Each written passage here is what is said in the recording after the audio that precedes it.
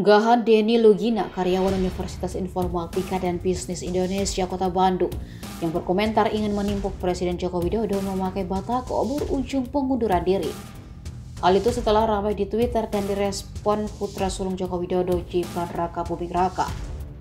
Mantan karyawan Unibi pemilik akun @loigay itu melalui cuitan yang dibuatnya pada Kamis 12 Januari 2023.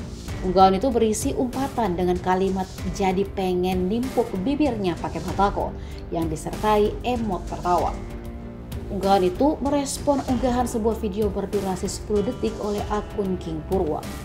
Video itu menampilkan sosok Jokowi saat menghadiri HUT ke-50 PDIP.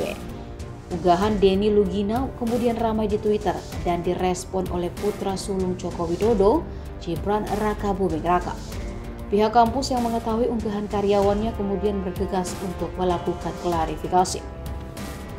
Wakil Rektor Unibi, Bidang Akademik dan Sumber Daya Indarta Priyana membenarkan bahwa karyawannya atas nama Denny Lugina membuat unggahan yang secara sadar dia lakukan. Indarto mengatakan pengakuan itu didapat setelah pihak kampus meminta keterangan dari yang bersangkutan. Dari keterangan yang didapat kampus, Denny mengaku spontan tanpa pikir panjang saat mengunggah hal tersebut.